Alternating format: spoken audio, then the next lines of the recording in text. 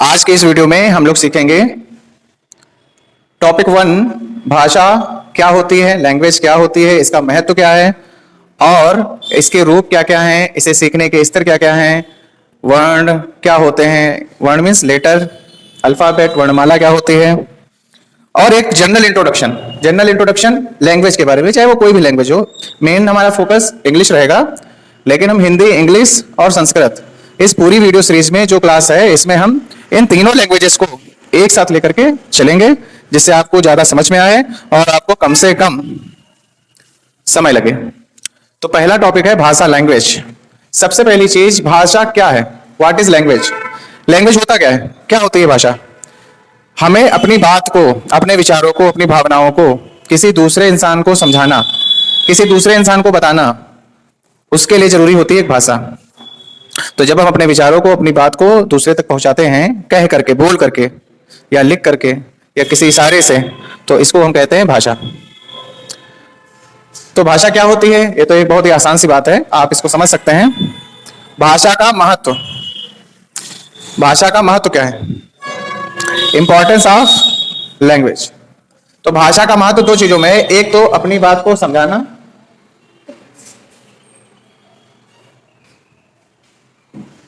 एक तो अपनी बात को समझाना और दूसरी बात किसी की बात को समझना। इन दो चीजों में इंपॉर्टेंस होती है। अब ये जो समझना और समझाना है, ये पढ़ाई में आपके कैसे यूज होगी? जब आप किसी को आंसर लिखते हो तो समझाते ही तो वो आपको लिख करके समझाते हो। किताब में कोई चीज लिखी होती है तो उसको आपको पढ़ के समझना होता है। कोई बोलता है तो आपको सुनकर समझना होता है। तो बेसिक दो ही काम है भाषा को इंपॉर्टेंस, एक समझना, दूसरा समझाना। चाहे वो किताब पढ़ के समझाना हो, आप एग्जाम में आंसर लिख रहे हो। फिर उसके बाद है भाषा के रूप, फॉर्म्स ऑफ लैंग्वेज। भाषा के रूप कौन कौन से होते हैं? बहुत आसान है। पहला, मौखिक, बोल करके, स्पीकिंग, ओरल। इसको हम ओरल या स्पीकिंग। जब हम बोल करके अपनी बात को कहते हैं, किसी भी चीज को हम बोल के समझाते हैं या समझते हैं किसी के द्वारा, कोई हमसे कुछ कह रहा है तो बोल करके बता रहा है, तो उसको हम कहते हैं मौखिक भाषा। जब बोल करके कोई बात बताई गई, और दूसरी होती है लिखित, रिटन, लिख करके जो बताई जाती है। लिख करके बताई गई कोई भी बात, तो जैसे किताबें हैं, वो क्या है? वो लिख करके, लिखित है, लिख करके बताई जाती है। हम व्हाट्सएप पे, फेसबुक पे या बहुत सारे मैसेजेस वगैरह लिख करके ही भेजते हैं, तो ये क्या है? लिखित भाषा है। मौखिक भाषा में जैसे रेडियो पे आप बातें सुनते हैं, रेडियो पे पहले समय में चलता था, तो ये मौखिक है। फिर सांकेतिक, हिंट की लैंग्वेज, हिंट लैंग्वेज या कोड लैंग्वेज, कई तरीके से आप कह सकते हैं। गुप्त भाषा, इसमें सांकेतिक भाषा के बहुत सारे रूप होते हैं, कई सारे रूप होते हैं सांकेतिक भाषा के। सांकेतिक का मतलब संकेतों से, इशारों से बताना, संकेतों से बताना या इशारों से। अब ये संकेत जो होते हैं, जैसे नॉर्मल, जैसे आप मान लीजिए ये आपको ऐसे झापड़, ये झापड़ दिखा रहा है, तो मतलब आपकी पिटाई होगी। या कोई कुछ इशारे कर रहा है, कोई किसी तरीके के इशारे कर रहा है। या पेपर में जब बच्चे नकल करते हैं तो इशारे करते हैं, दूसरे का दूसरा, या पहले का दूसरा, इस तरीके से ये क्या है? इशारे हैं। तो ये सब इशारों से जो बातें बताई जाएं। अब ये इशारे लिखित भी होते हैं, तो लिख करके भी सांकेतिक भाषा होती है, कि जो बात लिखी जाती है उसको डायरेक्टली नहीं लिखा जाता है, उसके कुछ चिन्ह होते हैं, कुछ संकेत होते हैं। जैसे ये लिखित भाषा जो होती है, इसमें भी चिन्ह होते हैं, लिखी जाती है बात, लेकिन इसमें जो चिन्ह होते हैं, जिनको हम A B C D E F English में पढ़ते हैं, या हिंदी में छोटा बड़ा, छोटी बड़ी, काका गागा, तो ये सारे जो होते हैं, ये लिखित में जो होता है वही लिखा जाता है, जो हम बोलते हैं वही, लेकिन सांकेतिक में हम वो नहीं लिखते हैं, कुछ अलग, कुछ इशारों से बताते हैं। तो इसमें बहुत ज्यादा डिटेल में जाने की जरूरत नहीं है। फिर चित्रों के माध्यम से सांकेतिक भाषा होती है। फोटो बने होते हैं, चित्र बने होते हैं, जैसे जहां जहां सिगरेट पीना मना होता है तो सिगरेट बनी, उस पर कट का निशान होता है। कहीं के बिजली के खंभे होते हैं तो उसमें कंकाल बना होता है। तो ये सब क्या है? ये सांकेतिक भाषा के हिस्से हैं। तो ये तो बहुत ही एक सिंपल सी चीज है, मौखिक, लिखित और सांकेतिक भाषा के रूप, फॉर्म्स ऑफ लैंग्वेज। तो ये जो टॉपिक्स हैं ये बड़े ही आसान है, और ये पहला वीडियो बहुत ही सिंपल वीडियो है। इसमें केवल हम इंट्रोडक्शन, परिचय कर रहे हैं कि हम अब लेवल 2 पे क्या क्या पढ़ेंगे। अब नेक्स्ट है भाषा को सीखने के स्तर, लेवल ऑफ लर्निंग। किस किस लेवल पे हम सीखते हैं? तो लेवल 1 पे आपको पहले भी बताया जा चुका है। लेवल 1 पे क्या होता है? लेवल 1 पे बच्चे को पढ़ना आना चाहिए, चाहे हिंदी हो, इंग्लिश हो, कोई भी लैंग्वेज हो, उसको पढ़ना आना चाहिए। उसके लिए लेटर्स और अल्फाबेट, वर्ण और वर्णमाला, वर्ण और वर्णमाला, लेटर्स और अल्फाबेट, ये दोनों चीजें तैयार हो, उनको हिंदी में उनकी पाई मात्रा जोड़ करके कैसे पढ़ा जाता है, ये सब चीजें पता होती हैं। और इंग्लिश में नॉर्मली प्रैक्टिस से ही वो आती है, क्योंकि इंग्लिश एक फोनेटिक लैंग्वेज नहीं है, मतलब पढ़ने का उसका एक सिंपल रूल नहीं है। हिंदी एक फोनेटिक लैंग्वेज है। तो लेवल 1 पे तो इतनी सारी चीजें हैं। आप लोग लेवल 2 पे हैं, तो लेवल 2 में ग्रामर और डिक्शनरी, व्याकरण और शब्दकोश, व्याकरण और शब्दकोश, डिक्शनरी को क्या कहते हैं? शब्दकोश। कोश मतलब संग्रह, बहुत ढेर सारी चीजें जहां पे हो उसको कोश कहते हैं। ग्रामर, व्याकरण। तो लेवल 2 जहां पे आप हैं, इस लेवल पे पढ़कर समझना आना, कॉम्प्रिहेंशन। किताब को या कोई भी टेक्स्ट को आप उसको पढ़ के समझ सकते हैं, तो उसे कहते हैं कॉम्प्रिहेंशन। अब कॉम्प्रिहेंशन के लिए, पढ़ के समझ के आने के लिए हमको दो चीजें आना चाहिए। एक तो ग्रामर आनी चाहिए, व्याकरण आनी चाहिए उस भाषा की, और दूसरी चीज हमको आनी चाहिए शब्दकोश, डिक्शनरी। यानी कि अब उसमें सारे वर्ड नहीं पता होने की जरूरत है, सारे शब्दों का मतलब नहीं पता होने की जरूरत है। जो वर्ड्स जो इंपॉर्टेंट हैं या जो बहुत ज्यादा यूज होते हैं, या जो आपकी किताब में आ रहे हैं जिनका मतलब आपको नहीं पता है, या जो मैं आपको पढ़ा रहा हूं उसमें से जो आपको नहीं पता है, उनको आप बाएं पेज पे साथ ही में लिखते रहते हैं। ये तो मैं पहले बता चुका हूं। तो लेवल 2 में पढ़कर समझना आना, जिस लेवल पे आप लोग हैं। लेवल 3 लिखना आना, इसको कहते हैं कंपोजिशन। तो अगर कोई भी लैंग्वेज आपको लिखना आना आती है, तो उसके लिए ट्रांसलेशन आपको पता होना चाहिए। तो ट्रांसलेशन इसलिए क्योंकि हमारे यहाँ की बेसिक लैंग्वेज जो समाज की एक भाषा है, वो हिंदी या मिक्स उर्दू लैंग्वेज है। तो यहाँ पे ट्रांसलेशन आने से बच्चे को ज्यादा अच्छे से वो अपनी बात को समझा सकता है, लिख सकता है। तो इससे आपको ये फायदा होगा कि आपको आंसर रटने नहीं पड़ेंगे, आप अपनी चीज को समझते हैं और उसे अपने हिसाब से लिख सकते हैं। जब पढ़कर समझना आता है, तो आपको टीचर के भरोसे नहीं रहना है हर वक्त। हर चीज आप टीचर से पूछे, किताबों को पढ़ने में आपका मन नहीं लगेगा अगर आपको पढ़ के समझना नहीं आता। ये सब बातें मैं पहले बता चुका हूँ। फिर लेवल 4 पे, अब ये लेवल 3 पे लिखना आना जो आप आगे पढ़ेंगे, और फिर लेवल 4 इसमें बोलना और सुनकर समझना आना। बोलने को स्पीकिंग कहते हैं और सुनकर समझना ग्रेस्पिंग। ये प्रैक्टिस और माहौल से आती है। जितना अधिक आप प्रैक्टिस करेंगे, आप उस माहौल में रहेंगे जहां सब इंग्लिश बोलते हैं तो इंग्लिश आने लगेगी, जहां सब हिंदी बोलते हैं हिंदी आने लगेगी, जहां सब संस्कृत बोलते हैं आपको वो बढ़िया से बोलना आ जाएगी। तो ये बहुत ही बेसिक सी एक बात इस वीडियो में है, इस क्लास में। इसके बाद हम कुछ चीजों को और समझेंगे, लेकिन वो सारी चीजें इस वीडियो में, इस क्लास में केवल एक परिचय की तरह है, एक इंट्रोडक्शन की तरह। आगे इन सारी चीजों को हम डिटेल में पढ़ेंगे। तो इतना सा एक बात हो गई। अब यहाँ पे लेटर्स और अल्फाबेट है। ग्रामर में हमें और डिक्शनरी में क्या आना चाहिए? शब्दकोश में। लेवल 2 पे मेनली हमें वर्ड्स और सेंटेंसेस, शब्द पता हो, शब्दों के मीनिंग, उनका उच्चारण, प्रोनाउंसिएशन और उनका मतलब, उनकी मीनिंग पता हो। तो लेवल 2 में words, types, parts of speech और सेंटेंसेस, ये इस लेवल पे आप पढ़ेंगे, जिनके बारे में अभी मैं आपको बताऊंगा। ठीक, इसको लिख लीजिए। इतना समझ में आ गया? अब हम लोग शुरू करेंगे कहां से? लेटर्स से। लेटर से क्यों शुरू करेंगे?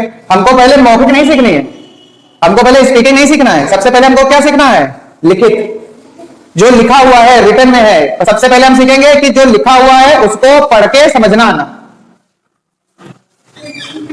पहले आपको लिखना है, सॉरी, सबसे पहले आपको पढ़ना है। किताब में जो लिखा है, हिंदी हो चाहे इंग्लिश हो। लेवल 1 में क्या है? लेवल 1 में यही तो था कि आप किताब को अच्छे से पढ़ सकें, हिंदी इंग्लिश दोनों भाषाएं। फिर लेवल 2 में आप लोग पढ़ रहे हैं, ये आपको जिन्होंने वीडियो नहीं देखा बता देंगे, तुमने तो देखा वीडियो, ठीक। तो अभी आप लोग किस लेवल की पढ़ाई कर रहे हैं? लेवल 2 की। फर्स्ट में क्या है? आपको किताब पढ़ना है, हिंदी और इंग्लिश दोनों, केवल पढ़ना, देख करके लिखना है सही सही। अभी लेवल 2 में क्या है? आपको किताब पढ़ना भी आए और पढ़ के समझना भी आए, हिंदी भी और इंग्लिश भी। समझने के लिए जरूरी है वर्ड मीनिंग, शब्दकोश, इसीलिए शब्दकोश अब शुरू हो गया। तो अभी बताएंगे, पढ़ाएंगे तो बताएंगे, हम बताते चलेंगे पूरा, ये हमने पहले से लिख लिया ताकि टाइम ना लगे। तो सबसे जरूरी क्या है? आपको पढ़ के समझना है, कॉम्प्रिहेंशन कहते हैं इसको, ठीक है। और फिर उसके बाद आपको लिखना है बिना देखे। आप कुछ सोचो और लिख के उसको हिंदी इंग्लिश दोनों में लिख सको, ठीक है। और फिर उसके बाद आता है स्पीकिंग, बोलना आना। तो ये लोग, हम लोग इस चीज को स्टेप बाय स्टेप सीखेंगे। तो अभी हमारा फोकस क्या है? पढ़ के समझना, ठीक है। तो उसके लिए ग्रामर जरूरी है और शब्दकोश, दो चीजें जरूरी हैं। और जब लिखना का नंबर आएगा तब ट्रांसलेशन। ठीक है, समझ में आई बात? ठीक। अब देखो सबसे पहले जब हमको लिखित लिखना है, और लिखित में कौन सी चिन्ह वाली, विशेष चिन्ह वाली नहीं, केवल चिन्ह वाली, ठीक है, सिंबल्स वाली। तो यहां पे लेटर, सबसे पहले हमें क्या जानना है, लेटर। लेटर क्या होता है, इसको हिंदी में कहते हैं वर्ण या अक्षर, वर्ण या अक्षर, ये कहते हैं इसको हिंदी में। होता क्या लेटर, और आधा कर देखो, ध्यान से पूरा ध्यान इधर रखिए, बिल्कुल सीधे बैठिए और ध्यान पूरा इधर। तो लेटर क्या होता है, लेटर होता है ऐसा कोई भी ध्वनि, किसी भी भाषा की ऐसी ध्वनि जो सबसे छोटी ध्वनि है, उस सबसे छोटी को हम जब किसी चिन्ह से प्रदर्शित करते हैं, किसी संकेत से, किसी चिन्ह से जब उसको हम दिखाते हैं, प्रदर्शित करना मतलब उसको दिखाना, तो इसको शब्दकोश में लिख लेना, प्रदर्शित करना मतलब दिखाना। इंग्लिश में क्या कहते हैं, डिनोट करना, डिनोट, DENOT। तो ये आपके शब्दकोश में चला जाएगा बाईं तरफ, ठीक है। तो कोई भी भाषा की सबसे छोटी ध्वनि जिसको हम किसी चिन्ह से, किसी संकेत से दिखाते हैं, उसको क्या कहते हैं, लेटर, वर्ड। जैसे A B C D Z तक ले लो, क्या इससे छोटा बोल सकते हो, A से छोटा नहीं, B से छोटा बोल सकते नहीं। ऐसे हिंदी में का, खा, आ, ई, उ, इनसे छोटा नहीं बोल सकते। तो ये सबसे छोटे टुकड़े हैं, सबसे छोटे खंड हैं। तो किसी भी भाषा के सबसे छोटे टुकड़े, सबसे छोटे जो हिस्से होते हैं, उनको जो लिखने का तरीका होता है, उनके जो चिन्ह होते हैं, तो किसी भी भाषा के जो सबसे छोटे ध्वनि होती है, सबसे छोटी ध्वनि के जो हिस्से होते हैं, टुकड़े होते हैं, उनको जब हम चिन्हों से लिखते हैं, जैसे ABCDEFG, छोटा बड़ा, छोटी बड़ी, छोटा बड़ा, काका काका, ये सब लिखते हैं, इन्हीं को कहते हैं वर्ण या अक्षर। इंग्लिश में क्या कहते हैं, लेटर। क्लियर है, इसमें तो कोई दिक्कत नहीं।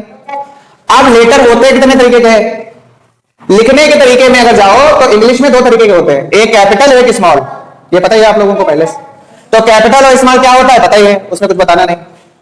और दो टाइप और कौन से होते हैं, जो होते हैं उसके फोनेटिक के हिसाब से, ठीक है, उच्चारण के हिसाब से। तो वो कौन दो तरीके के होते हैं, वो होते हैं वॉवेल और कॉन्सोनेंट। वॉवेल को इंग्लिश में कहते हैं, हिंदी में कहते हैं स्वर, और कॉन्सोनेंट को व्यंजन। स्वर क्या होता है, व्यंजन क्या होता है, पहले व्यंजन समझो।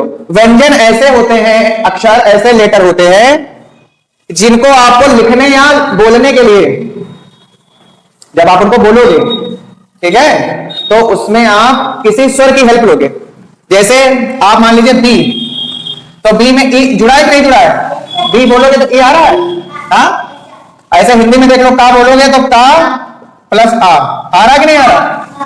तो स्वर, जो व्यंजन बोले जाते हैं उनको एक स्वर की जरूरत होती है। और स्वर क्या होता है, स्वर वो होते हैं वर्ण जिनको बोलने के लिए किसी और की जरूरत नहीं होती। जैसे इंग्लिश में क्या है, A E I O U, और हिंदी में छोटा आ से लेके बड़ा आ और कहां तक, अंग आ तक। हालांकि अंग आ जो होता है वो थोड़ा, उसमें कुछ और विशेष बातें भी होती है, लेकिन आपके लेवल पे इतना ही समझना बहुत है, ठीक है। तो ये हो गया आपका वॉवेल और कॉन्सोनेंट। ये तो बहुत आसान है, ये आपको समझ में आ ही गया होगा, पहले से पता होगा काफी कुछ। अब जो चीज मेन है वो समझिए कि लेटर और अल्फाबेट में डिफरेंस क्या होता है। लेटर और अल्फाबेट में अंतर क्या होता है, ये है वर्ड और ये क्या है, वर्ड माला।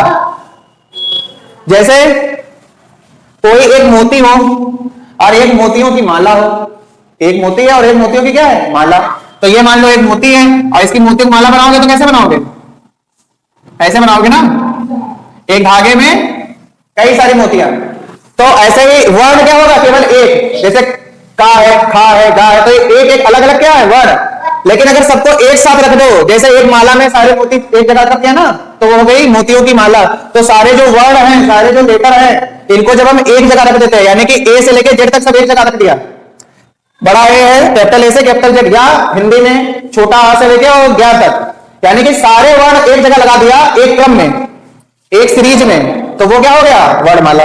यानी किसी भी भाषा में अल्फाबेट वर्णमाला कितनी होगी, एक, ठीक है। इंग्लिश में 2 हो जाती है कैपिटल स्मॉल के हिसाब से, बाकी नॉर्मली कितनी होती है, एक। लेकिन सब में जो वर्ण होते हैं वो अलग अलग होते हैं, ठीक है। हिंदी में 50 के आसपास है, इंग्लिश में 26 है, ठीक है। मेरी बात समझ में आ रही। तो वर्ण और वर्णमाला में अंतर समझ में आया। जब गए हम मोती, तो मोती मतलब केवल एक मोती, यानी कि अगर हम वर्ड बोल रहे हैं तो कोई एक वर्ड, जैसे कि ए बोला तो केवल ए, और टी बोला तो केवल टी, घा बोला तो केवल घा, का बोला तो केवल का, ना बोला तो केवल ना। ये अलग अलग है, ये एक में नहीं है, तो एक मोती। और जब सारे एक में मिला दिए तो क्या हो गया, वही वर्णमाला, अल्फाबेट। क्लियर है, समझ में आई बात। तो वर्णमाला अल्फाबेट का मतलब होता है कि किसी भी भाषा में जितने सारे अक्षर यूज होते हैं, जितने लेटर वर्ण यूज होते हैं, सब वो होता है वर्णमाला अल्फाबेट। ठीक है, अब इतनी बात समझ में आ गई, ये सब समझ में आ गया। ठीक, अब देखिए इसके आगे ये लिख लेना जो बताया है वो। अब इसमें देखो सब कुछ नहीं लिखा है, जो नहीं लिखा है, जो हमने बोल के बताया वो भी लिख लेना, और ये भी सब लिख लेना। हाँ हाँ, ठीक। हम जो अब पढ़ा दिया है वो हम हटा दे रहे हैं ताकि आपको बहुत ज्यादा हो जाएगा ना। तो पहले नंबर पे क्या था? पहले नंबर पे था लेटर्स, लेटर्स अल्फाबेट, दोनों चीजें, लेटर और अल्फाबेट। पहले नंबर पे हमको क्या सीखना था? Letter alphabet. तो ये तो बहुत आसान होता है, जो प्ले ग्रुप में बच्चे होते हैं या लेवल 1 के बच्चे होते हैं वो ये सीख चुके होते हैं, आप लोगों को तो पता है। अब लेवल 2 में आपको किसका काम है? वर्ड्स का, वर्ड्स और सेंटेंस। तो इसको सीखने के बाद ये सीखना, इसको सीखने के बाद सेंटेंस। तो अभी आज ये तो पहला वीडियो है, तो ये तो इंट्रोडक्शन का वीडियो है, सबका परिचय करा रहे हैं, केवल आपको मोटी मोटी बात बताई जा रही है, फिर उसके बाद आप डिटेल में पढ़ोगे। तो अब इतने तक तो पढ़ ही चुके हैं पुराना, अब शुरुआत कहां से? लेवल 2 में वर्ड्स और सेंटेंस पढ़ना है। तो वर्ड्स किसी भी भाषा में क्या होते हैं? वर्ड्स कुछ विशेष प्रकार के होते हैं, उनके अपने विशेष काम होते हैं, कुछ निश्चित काम होते हैं कि पक्का पक्का इनको यही काम करना। निश्चित मतलब पक्के काम, कि और कुछ नहीं कर सकते। तो सारे शब्दों के क्या होती है? कैटेगरी होती है। तो कितने प्रकार के होते हैं? 8। हिंदी में भी 8 तरीके के होते हैं, इंग्लिश में भी 8 ही होते हैं। अब ये वर्ड्स क्या है? शब्द 8 कौन कौन से? Noun, pronoun, adjective, verb, adverb, preposition, conjunction, interjection. Hindi में कहते हैं संज्ञा, सर्वनाम, विशेषण, क्रिया, क्रिया विशेषण, संबंध बोधक, समुच्चय बोधक, विस्मयादि बोधक। ठीक, अब इसमें जिन जिन शब्दों का मतलब नहीं पता है वो आप अपना शब्दकोश में लिख लेंगे। जैसे बोधक, बोधक मतलब होता है समझाने वाला, बताने वाला। बोधक का मतलब क्या होता है? समझाने वाला। तो ये बाएं पेज पे शब्दकोश में आ जाएगा। ठीक, संबंध मतलब रिलेशन, रिश्ता, तो संबंध मतलब रिश्ता, रिलेशन। ठीक, ये कारक वाले में आएगा। फिर समुच्चय का मतलब क्या होता है? समुच्चय जहां पे 2 या 2 से ज्यादा चीजें एक साथ जुड़ी हो तो उसको कहते हैं समुच्चय। ठीक है, फिर उसके बाद विस्मय मतलब होता है आश्चर्य होना, अचंभा होना। तो इनका जो है सरप्राइज, इंग्लिश में क्या कहेंगे? सरप्राइज। तो ये सब किसमें जाएगा? शब्दकोश में। तो यहां आप समझ गए, हिंदी इंग्लिश दोनों में सेम है, संस्कृत में भी यही होते हैं। बात समझ आई? तो शब्दों के प्रकार सारे 8 प्रकार के ये सेम होते हैं। कुछ लोग कहते हैं कि जो आर्टिकल होता है इंग्लिश में, आर्टिकल वो भी इसी का हिस्सा है, लेकिन हम उसको नहीं मान के चलेंगे, वो हम अलग मान के चलेंगे। क्योंकि कुछ जो स्कॉलर है वो मानते हैं कि नहीं, आर्टिकल जो है इसी का हिस्सा है, शब्दों के प्रकार का। अब ये जो शब्दों के प्रकार होते हैं इसी को हम लोग कहते हैं, इंग्लिश में क्या कहते हैं? Parts of speech. इंग्लिश में क्या कहते हैं? और हिंदी में क्या कहते हैं? शब्द भेद। शब्दों के भेद यानी कि शब्दों के प्रकार, शब्दों के प्रकार। और इंग्लिश में अगर आसान भाषा में लिखेंगे तो क्या लिखेंगे? Types of words. ठीक है, तो वर्ड्स की स्पेलिंग यहां पे बढ़िया लिखी है, यही वाली लिख लेना। तो ये समझ में आया? अब नाउन का क्या काम है, ये क्या करते हैं, इनके अंदर जो जो चीजें हैं, प्रोनाउन, एडजेक्टिव, इनका सबका अलग अलग हम लोग पढ़ेंगे फिर डिटेल में बढ़िया से। मेरी बात समझ में आ गई? तो ये सारे फिर हम लोग डिटेल में पढ़ेंगे कि किसका क्या काम है, क्यों जरूरी है, और हमको ये कैसे तैयार करना है, सब कुछ। ठीक, हाँ थोड़ा बहुत आपको पता ही पहले से। फिर शब्द भेद हो गए यानी शब्द हो गए, मान लीजिए ये जब सब तैयार हो जाएगा उसके बाद नंबर किसका आएगा? सेंटेंस का। उसके बाद हम लोग तरह तरह के अलग अलग तरीके के सेंटेंस कैसे पढ़ना है, समझना है, कैसे उनको तैयार करना है, कैसे उनको लिखना है, ये सब चीजें हम सीखेंगे। तो ये वाला लेवल हमने हो ही चुका है, लेवल 2 में ये दोनों चीजें हो जाएगी। मेरी बात समझ में आ गया? एक बार ग्रामर इनकी समझ में आ जाएगी, व्याकरण, तो पढ़ना आ जाएगा। जब शब्दकोश, डिक्शनरी और ये इतना ग्रामर का पोर्शन तैयार हो जाएगा तो आपको किताब से पढ़ के समझना आने लगेगा। बचेगा क्या? लिखना, कंपोजिशन। तो वो जब आप ट्रांसलेशन के नियम पढ़ेंगे तो आ जाएगा। मेरी बात समझ आ गई? स्पीकिंग पूरी प्रैक्टिस पे होती है, तो वो आपको जब बढ़िया माहौल दिया जाएगा, आपको सब चीजें उसके हिसाब से दी जाएंगी तो आपको स्पीकिंग आ जाएगी। ठीक है, तो ये सब समझ में आया? अब इसके बाद हम बताएंगे सेंटेंस। तो इसका भी बेसिक बताएंगे। जैसे इसका हमने क्या क्या बताया? तो परिचय दिया, इंट्रोडक्शन, बस। तो जैसे शब्दों के बारे में हमने बहुत बेसिक बताया है, वैसे ही इसका बहुत बेसिक बता के खत्म कर देंगे। फिर हम बाद में इसको डिटेल में एक एक करके समझाएंगे। ठीक है, समझ में आ रहा है? ठीक, तो इसको अब हम हटा देंगे और फिर नंबर आएगा सेंटेंस का। ठीक, सेंटेंस का परिचय केवल बहुत मोटी मोटी बातें बताना है। जब हम लोग इसको डिटेल में पढ़ेंगे धीरे धीरे तब आप इसको और अच्छे से समझ जाएंगे। बस इतना जानना है कि लेवल 2 में आप लोग पढ़ेंगे कितना, क्या क्या पढ़ेंगे। तो केवल इस वाले क्लास में हम क्या लिखने बता रहे हैं। तो दो चीजें हो गई, लेटर अल्फाबेट एक, दूसरा वर्ड शब्द हो गए, और तीसरा सेंटेंस। और लेवल 2 में इतना पढ़ना है लैंग्वेज में, हिंदी, इंग्लिश, संस्कृत तीनों। लेवल 2 में तीनों हो जाएंगे एक ही साथ, ठीक है। बाकी शब्दकोश पढ़ना है और डिक्टेशन, इमला। लेवल 2 में इतने तो है, बाकी मैथ। तो अब यहां पे सेंटेंस, तीसरी चीज क्या है सेंटेंस, हिंदी में क्या कहते हैं सेंटेंस को, वाक्य, ठीक। अब सेंटेंस होता क्या है, जब शब्दों को जोड़ करके हम किसी बात को कहते हैं, उसका एक अपना अर्थ होता है। अब जो बातें तुमको समझा रहे हैं, इसमें कई सारे शब्दों को बोल रहे हैं ना, जो बात मैं बोल रहा हूं तुम लोगों से, देखो इसमें सब कई सारे शब्द जुड़ रहे हैं ना, और इन शब्दों को जोड़ के तो मैं आपको समझा पा रहा हूं, पूरी बात कर पा रहा हूं। तो ये क्या है, मैं सेंटेंस से ही तो बोल रहा हूं। अब जैसे मैंने कहा मैं बोल रहा हूं, अभी बोला मैंने, मैं बोल रहा हूं, मैं समझा रहा हूं, तो मैं एक शब्द हो गया, समझा, एक बार रहा हूं, एक एक अलग अलग शब्द हैं, और ये सब आपस में जुड़ गए तो क्या हो गए सेंटेंस, बात। जो भी बात लोग बोलते हैं, चाहे आपके घर में मम्मी पापा या कोई कुछ कहता है एक दूसरे से, जब आप कुछ भी बात करते हैं तो वो सब सेंटेंस में ही होता है, वाक्य में ही होता है। शब्दों को जोड़ करके ही हम पूरी बात को कहते हैं, ठीक है। आज मैं स्कूल नहीं जाऊंगा, आज मैं जाऊंगा, मैं खेलने जा रहा हूं, कुछ भी तुम बोलोगे, या मम्मी पापा कुछ भी कहते हैं, पानी ले आओ, जल्दी उठो, अपना होमवर्क करो, कुछ भी कहते हैं, तो देखो कई सारे शब्दों को यूज करते हैं ना। तो आपको यहां पे ये समझ लेना है कि कोई भी बात हम शब्दों में केवल नहीं कहते हैं, ज्यादातर सारी बातें हम क्या कहते हैं, बहुत सारे शब्दों को एक साथ जोड़ के, दो या दो से अधिक शब्दों को जोड़ते हैं और एक निश्चित क्रम में उसको कहते हैं। जैसे आपके मम्मी ने आपसे कहा कि एक गिलास पानी ले आओ, तो आपको ऐसे बोलेंगे एक गिलास पानी ले आओ, ये नहीं कहेंगे पानी एक लाओ ग्लास, ऐसे बोलेंगे नहीं। एक क्रम है बोलने का ना, एक सीरीज है, एक के बाद एक निश्चित वही बोला जाएगा। तो ये नियम कहां पढ़ते हैं हम लोग, ग्रामर में, ट्रांसलेशन में, समझे मेरी बात। तो दो शब्द हैं या एक शब्द है या दो से ज्यादा है, और उनको एक किसी क्रम में, एक निश्चित क्रम में बोला गया है, जिसका अपना एक मतलब है, एक सटीक मतलब, जो सुनने वाला समझ जाए। तो ऐसे को क्या कहते हैं, ऐसे स्ट्रक्चर को, ऐसी चीज को हम कहते हैं सेंटेंस, वाक्य। समझ में आई बात, कोई इसमें दिक्कत है, ठीक। सेंटेंस क्या होता है समझ में आ गया, वाक्य सेंटेंस आ गया, ठीक। इसकी जरूरत क्या है, इंपॉर्टेंस बहुत आसान है। किताबों में जो भी बात लिखी होगी सेंटेंस में तो लिखी होगी, ये केवल शब्द लिखे होंगे नहीं, पूरी सेंटेंस होंगी। तो आपको जब सेंटेंस आ जाएंगे समझ में, तो आप किताब में जो लिखा है वो आपको पढ़ के समझना आ जाएगा। कोई आपको कोई बात बोलता है तो भी सेंटेंस में बोलता है, जैसे मैंने अभी बताया। कुछ अगर आप कोई भी बात आप खुद किसी को बताते हैं तो वो भी सेंटेंस में हो, आप कुछ लिखोगे तो वो भी सेंटेंस में। मेरी बात सुन रही? तो सेंटेंस की इंपॉर्टेंस बहुत ज्यादा है, बहुत ज्यादा जरूरी है, क्योंकि जो भी बात हम लिखें, पढ़ें या सुने, सब ज्यादातर सेंटेंस में ही होती है।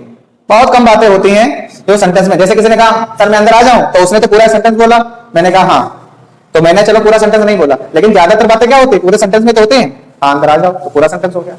मेरी बात सुन आ रही है? ज्यादातर सारी बात जो होती है, चाहे किताबों में हो, चाहे बोलचाल में हो, कुछ भी हो, सब हम सेंटेंस में ही करते हैं, केवल शब्दों से काम नहीं चलेगा। मेरी बात सुन आ गई? कोई दिक्कत है? ठीक। फिर उसके बाद टाइप्स ऑफ सेंटेंसेस, इसके प्रकार। तो प्रकार मतलब होता है अलग अलग तरीके के जो होते हैं, उनके अपने अपने गुण होते हैं, अलग अलग, अलग अलग उनकी फीचर्स होते हैं, तो उनको कहते हैं प्रकार। इंग्लिश में क्या कहते हैं? टाइप। तो सेंटेंस कितने प्रकार के होते हैं? होते तो ऐसे बहुत तरीके के, जो मेन होते हैं वो मेनली होते हैं कितने प्रकार के? 5, 1 2 3 4 5, ठीक है। मेनली कितने प्रकार के होते हैं? हाँ, सेंटेंस कितने प्रकार के होते हैं? 5। पहला असर्टिव, दूसरा इंट्रोगेटिव, तीसरा इंपरेटिव, चौथा ऑप्टेटिव, पांचवा एक्सक्लेमेटरी। इसको पढ़ेंगे क्या, ध्यान से देख लो। असर्टिव क्या पढ़ेंगे? असर्टिव, जा बोलेंगे, सा नहीं बोलेंगे, असर्टिव नहीं बोलते हैं, असर्टिव। असर्टिव सेंटेंसेस या सेंटेंस। इंटेरोगेटिव, इसको इंट्रोगेटिव नहीं पढ़ते हैं, इंटेरोगेटिव, क्योंकि ये इंटेरोगेट एक वर्ड होता है जिसका मतलब होता है पूछताछ करना, उससे बना है। तो ये हो गया इंटेरोगेटिव, प्रश्नवाचक, जिसमें प्रश्न पूछा जाए। प्रश्न मतलब सवाल और वाचक मतलब पूछने वाला, बताने वाला, ठीक है। तो और ये हिंदी में क्या कहते हैं असर्टिव को? कथनात्मक। कथन माने होता है बात, कोई भी बात को कहना क्या होता है? कथन। कथन माने होता है बात, किसी बात को कहना, तो वो क्या होता है? कथन। तो वो असर्टिव सेंटेंस मतलब कथनात्मक वाक्य, इंटेरोगेटिव मतलब प्रश्नवाचक, इंपरेटिव सेंटेंस मतलब आदेशात्मक। तो इसके कई होते हैं, आदेशात्मक, आज्ञात्मक, आज्ञा सूचक। इंपरेटिव क्या पढ़ेंगे? इंपरेटिव। फिर ऑप्टेटिव सेंटेंस, इसको क्या पढ़ेंगे? ऑप्टेटिव, कामना या इच्छा सूचक, इसमें कामना या इच्छा को बताते हैं। फिर एक्सक्लेमेटरी सेंटेंस, इसमें क्या होता है? विस्मयाद बोधक। तो विस्मयाद बोधक एक आया था जब हम शब्द पढ़ा रहे थे, तो एक आया था इंटरजेक्शन, उसको भी क्या कहते थे? विस्मयाद बोधक, क्योंकि जो इंटरजेक्शन वाले शब्द होते हैं वो इसमें यूज होते हैं, इसीलिए इसको कहते हैं विस्मयाद बोधक वाक्य। हाँ, ये एक्सलामेट्री। क्या बोलते हैं?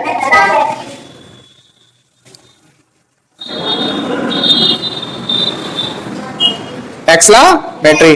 जो शब्दकोश में जब लिखना पाए पेज पे, तो साथ में जिसका उच्चारण प्रोनाउंसिएशन नहीं आता है वो भी लिख लेना साथ में, ठीक है? सब लिख लो उसका, क्योंकि पूरा पेज किस लिए छुड़ा रहे हैं? इसीलिए तो छुड़ा रहे हैं।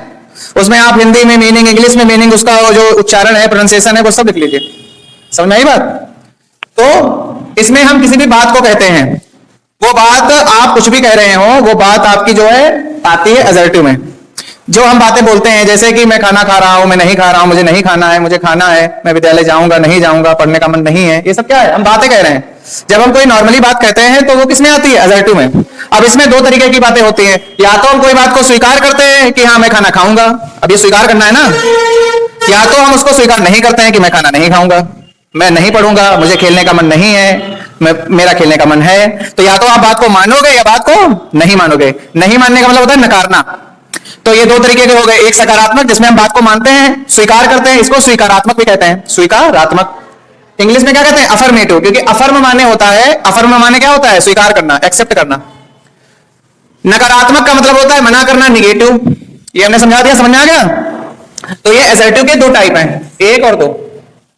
फिर उसके बाद इंटेरोगेटिव, प्रश्नवाचक, जिसमें सवाल पूछा जाता है। ये भी दो टाइप के होते हैं, दो तरीके के।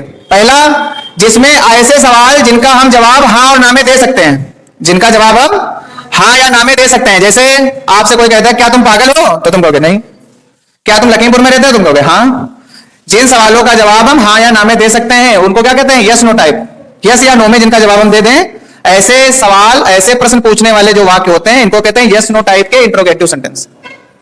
और दूसरा होता है WH टाइप, जिसमें आपको उसका जवाब देने के लिए कुछ ना कुछ बोलना पड़ेगा। जैसे आपका नाम क्या है, तो यस नो थोड़ा ना बोल दोगे, यस नो नहीं बोल सकते, हाँ ना नहीं बोल सकते, तो वो हो गया इंटेरोगेटिव का। कौन सा? WH type. इसमें आपको, तुम कहां रहते हो, वेयर डू यू लिव, किस क्लास में पढ़ते हो, इसके लिए आपको बताना पड़ेगा कुछ ना कुछ। आप हाँ या ना में, यस या नो में जवाब नहीं दे सकते, तो उसको कहते हैं WH टाइप। समझ में आ गया? अब इसको WH टाइप क्यों कहते हैं, यही तो पूछना चाह रही हो? WH टाइप इसलिए कहते हैं क्योंकि इन सवालों को पूछने के लिए, इन प्रश्नों को पूछने के लिए हम जो शब्द यूज करते हैं इंग्लिश में, तो उसमें हम क्या लिखते हैं? व्हाट, वेयर, हाउ, हु, सब में देखो WH आ रहा है। तो व्हाट माने क्या, ये सब शब्दकोश तरफ लिख लेना। वेयर माने कहां, हाउ माने कैसे, हु माने कौन, ये सब शब्दकोश साइड में लिख लेना। तो देखो सब में आ रहा है WH, इसीलिए इनको कहते हैं WH टाइप। बात समझ आई? ठीक। अब तीसरा होता है इंपरेटिव सेंटेंस। इसको हिंदी में आदेशात्मक, आज्ञा सूचक, बहुत तरीके के नाम होते हैं, क्योंकि इसमें आदेश भी देते हैं, किसी ऑर्डर को भी देते हैं, किसी को हम आज्ञा भी देते हैं। जैसे मैं आई कम इन, क्या मैं अंदर आ सकता हूं, तो ये क्या है? आदमी आज्ञा मांग रहा है, ठीक है? तो आपने कहा हाँ आ जाओ, इसमें आज्ञा मांग रहा है, ठीक। सर प्लीज मुझे ये पढ़ा दीजिए, ये समझा दीजिए, तो ये क्या है? रिक्वेस्ट कर रहा है ना। इसमें क्या कर रहा है? रिक्वेस्ट कर रहा है। तो ये सब जो जिसमें रिक्वेस्ट हो, ऑर्डर हो, कोई आज्ञा हो, कुछ भी हो, इस तरीके के सेंटेंस जो आते हैं किसमें आते हैं? इंपरेटिव में, ठीक है। फिर उसके बाद होता है चौथा ऑप्टेटिव सेंटेंस। इसमें आदमी, इंसान अपनी इच्छाएं, अपनी कामना, कामना मतलब इच्छा, दोनों एक ही बात है, अपनी इच्छाएं व्यक्त करता है। जैसे तुम किसी से बहुत, जैसे गांव में देखो कोई बहुत गुस्सा होता है, गांव में अपने यहाँ क्या होता है, कोई बहुत गुस्सा है, अरे के मुंह में कीड़ा पड़ जाए, लड़ाई करता है, कहते हैं ऐसे कि नहीं कहते? तो ये क्या, उसने अपनी इच्छा व्यक्त करी, इच्छा व्यक्त किया, तो इस इच्छा में क्या है? Optative sentence. घर के बड़े होते हैं, उनके पैर छुओ तो क्या कहते हैं? अरे भैया बहुत बड़ा हो जाए, भैया बहुत बढ़िया नौकरी लग जाए, बढ़िया पढ़ लिख जाए। तो ये क्या है? आशीर्वाद दे रहा है, इच्छा ही तो है। आशीर्वाद क्या है? एक अच्छी इच्छा, शुभ। जब कोई शुभ इच्छा होती है तो उसको कहते हैं आशीर्वाद, अब कोई बुरी इच्छा हो तो उसको कहते हैं शाप, है कि नहीं? इसकी नाश हो जाए, खत्म हो जाए, सब बर्बाद हो जाए, ऐसा कहते हैं ना, फेल हो जाए, ये हो जाए, वो हो जाए। तो ये सारे किसमें आते हैं? ऑप्टेटिव में। इन सभी का जो स्ट्रक्चर होता है, क्रम कहेगा कि कौन सा शब्द का पहले आएगा, कौन सा शब्द बाद में आएगा। किसी में वर्ब पहले आती है, जैसे इंपरेटिव में वर्ब पहले आ जाती है, किसी में सब्जेक्ट पहले आता है। तो ये सब जब हम इनको डिटेल में पढ़ेंगे तब समझेंगे, अभी तो केवल एक परिचय है ना, इंट्रोडक्शन है। तो ये सब बात की बात है, इतना बस समझना बहुत है। फिर उसके बाद एक्सक्लेमेटरी, जब आश्चर्य पैदा हो जाए हमारे अंदर अचानक से, तुम जैसे चुपचाप बैठे पढ़ रहे हो, पीछे आके किसी ने शोर कर दिया, हो डरवा देते हैं ना, तो अरे कौन, तो ये सब क्या होता है? या कोई मान लो किसी ने बहुत बढ़िया कर दिया, अरे वाह शाबाश, ये सब शब्द क्या है? ये सब अचानक से निकलते हैं हमारे मुंह से। तो जो अचानक से निकलते हैं, मन की भावनाओं को प्रकट करते हैं, वो सब किसमें आते हैं? एक्सक्लेमेटरी में। इसीलिए इनको कहते हैं विस्मयादिबोधक, जो विस्मय आश्चर्य को प्रकट करें, सरप्राइज को।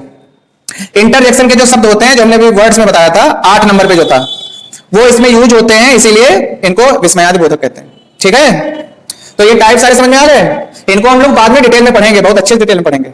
ठीक है, फिर उसके बाद पार्ट्स ऑफ द सेंटेंस। अब ये हमने बताया कि क्रम जो होता है ना, क्रम अलग अलग होता है। तो इसमें जो पार्ट्स होते हैं, subject, object, helping verb, main verb और फ्रेज, क्लॉज, ये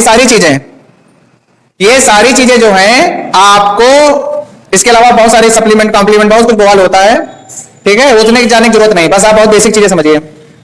इनका क्रम बदल सकता है। जो शब्द के टुकड़े, वाक्य के जो टुकड़े होते हैं, पार्ट होते हैं, पार्ट मतलब भाग। सेंटेंस के जो पार्ट होते हैं वो यही सब होते हैं, subject, object, helping verb, main verb. ठीक है, जिनको हिंदी में क्या कहते हैं, सहायक क्रिया, मेन क्रिया। सब्जेक्ट को क्या कहते हैं, कर्ता, ऑब्जेक्ट को कर्म।